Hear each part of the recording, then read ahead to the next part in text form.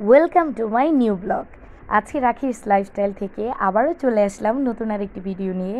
আজকে আসলে কি রান্না করব সেটাই তোমাদের সঙ্গে শেয়ার করব। আজকে রান্না করব হলো খুদের ভাত ও ভর্তা। আর খাবো কিসে? মাটির প্লেটের মধ্যে খুদের ভাত আর ভর্তা খাবো। আজকে আসলে আমাদের নিজেদের ক্ষেতের নতুন চালের খুদের ভাত ও নানান রকমের ভর্তা দিয়ে সকালের নাস্তাটা আমরা করব। তাহলে চলো, আর সেটা দেখতে হলে থাকতে হবে আমার সঙ্গে।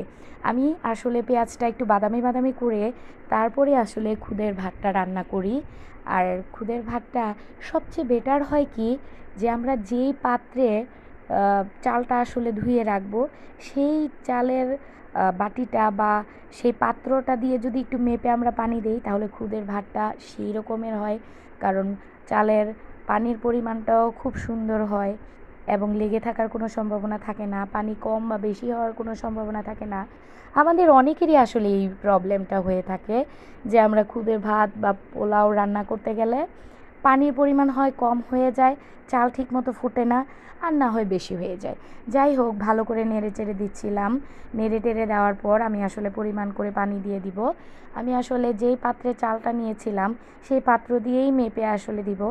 চেষ্টা করব এক্ষেত্রে যাতে পাত্রটা একটু পরিষ্কার হয়, যেই পাত্রর মধ্যে আসলে চালটা আমরা সুন্দর করে ধুয়ে টুয়ে রাখি, যাতে ওইটা দিয়ে পানি দেওয়া যায়। পানিটা আসলে আমি একবারে না দিয়ে আসলে দিব হলো দুইবারে। কারণ একবার দিয়ে যদি একটু চালটা ভালো করে নেড়ে টেড়ে দেই, তাহলে আর পাতিলে লেগে থাকার কোনো সম্ভাবনা থাকে না, চালগুলো আলগা হয়ে যায় এবং ভাতটাও খুব সুন্দর ঝরঝরা হয়। যাই হোক, এইখানে আবার এদিক দিয়ে আমি আলুটা আগেই বসিয়ে দিয়েছিলাম, কারণ রান্না হতে হতে একটু দেরি হয়ে যাচ্ছিল। বাচ্চারা খাবে, ওর বাবা আসলে ওয়েট করছিল নাস্তাটা খাওয়ার জন্যে, তাই একটু তাড়াহুড়াই করছিলাম। আর আলু ভর্তার জন্য একটু বেশি করে মরিচগুলো নিয়ে নিয়েছিলাম। ভর্তা একটু ঝাল না হলে আসলে ভালো হয় না। ভর্তা মানেই হলো ঝাল ঝাল হবে, তারপর পানি টানি কাছে রেখে ঝাল ঝাল করে খাবো, এটাই আসলে মজা। আর আলু ভর্তার মধ্যে বেশি করে মরিচ আর সরিষার তেল না হলে তো চলেই না। সরিষার তেল না হলে তো আলু ভর্তা মাখাটা মনে হয় যে জমে ওঠে না, তাই না? আচ্ছা, যাই হোক, এরপর আলু ভর্তাটা প্রায় শেষ। এখানে আবার আমি দিয়ে দিচ্ছিলাম হলো পেঁয়াজ আর রসুন, কারণ আজকে শিল পাটায় বেটে তোমাদেরকে ভর্তা করে আমি দেখাবো। এদিক দিয়ে রসুন আর পেঁয়াজটা প্রায় হয়ে গিয়েছিল। আর খুদের ভাতটাও আমি একটু নেড়ে চেড়ে দিচ্ছিলাম, দেখাচ্ছিলাম শিলপাটাটা। শিলপাটা দেখেই বোঝা যাচ্ছে যে আজকে আমি শিলপাটায় বেটে কী কী ভর্তা তোমাদের সঙ্গে বানাই সেইটাই শেয়ার করব। যাই হোক, এরই মধ্যে আমি তোমাদের সঙ্গে একটা জিনিস বলে নিই, যে আমার ভিডিও যদি তোমাদের কাছে ভালো লাগে, তাহলে কি করতে হবে? বেশি করে সাবস্ক্রাইব করতে হবে, লাইক করতে হবে। তাহলে তোমাদের জন্য আমি আরও বেশি বেশি করে ভিডিও করব, আমার লাইফস্টাইলের আরও অনেক অনেক কিছু তোমাদের সঙ্গে শেয়ার করব। যাই হোক, আমি মরিচ বসিয়ে দিয়েছিলাম, কারণ যেহেতু আমি আরও 2 রকমের ভর্তা করব, তাই আমার বেশি করে মরিচ লাগবে। মরিচগুলো একটু লাল লাল করে খুব সুন্দর করে ভেজে নিচ্ছিলাম। এর মধ্যে দেখা যাচ্ছে যে আমার খুদের ভাতটা প্রায় হয়ে গিয়েছে।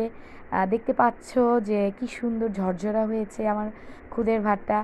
আসলে এত সুন্দর ফ্লেভার বের হয়েছিল, কারণ পেঁয়াজটা বাদামি বাদামি করলে আসলে খুদের ভাতের ফ্লেভারটাই আসলে পরিবর্তন হয়ে যায়। আমি আসলে খুদের ভাতের মধ্যে সবসময় একটু শুকনো মরিচ ভেঙে দিয়ে দিই, কারণ এটাতে আলাদা আরেকটা স্বাদ এবং সুন্দর সেন্টও বের হয়। কারণ খুদের ভাতের মধ্যে অনেকেই হয়তো দেয় না, কাঁচামরিচ দেয়। আমি আসলে শুকনো মরিচটাই বেশি দিই, কারণ শুকনো মরিচের ফ্লেভারটা খুদের ভাতের মধ্যে খুব ভালো লাগে আমার কাছে। যাই হোক, বাটাবাটি শুরু হয়ে গিয়েছিল। প্রথমে মরিচগুলো বেটে নিচ্ছিলাম, এরপরে পেঁয়াজ রসুন বেটে আমি আসলে শুকনো মরিচ দিয়ে আগে লাল শুটকির ভর্তাটা করব। আজকে কক্সবাজারের সামুদ্রিক শুটকির আসলে ভর্তা করব। যাই হোক, বাটাবাটির কাজ শুরু। সুন্দর করে বেটে নিচ্ছিলাম। 2টা ভর্তা করব। আরও পাশে দেখা যাচ্ছে কি কাঁঠাল বিচি ভর্তা। আসলে নতুন কাঁঠালের বিচির ভর্তা কার না খেতে ভালো লাগে? আমরা বাঙালি, আমরা ভর্তা ভোজন রসিক, আর খুদের ভাত ভর্তা হলে তো কোনো কথাই নেই। যাই হোক, আমার কাঁঠাল বিচি ভর্তাটাও প্রায় হয়েই গিয়েছে, এখন শুধু লবণ দিয়ে মাখা বাকি।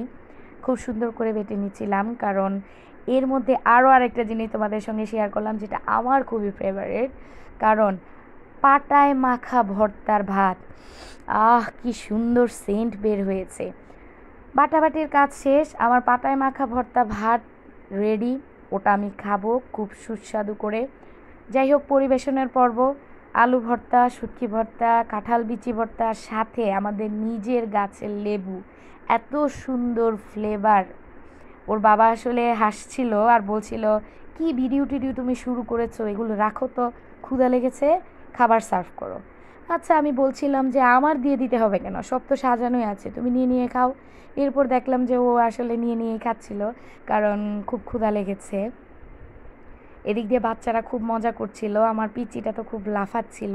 সে আসলে ভর্তা তেমন খেতে পারবে কি না জানি না, তারপরও সে খুশিতেই সাজানো দেখেই খুব খুশি যে সে খাবে, আপুর মতো করে, আবুজানের মতো করে খাবে।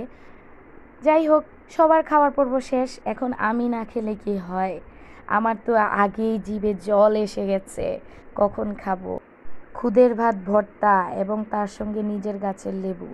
আমাদের গাছের লেবুটার আসলে খুব সুন্দর ফ্লেভার ছিল, তাই খেতে খুব ভালো লাগে।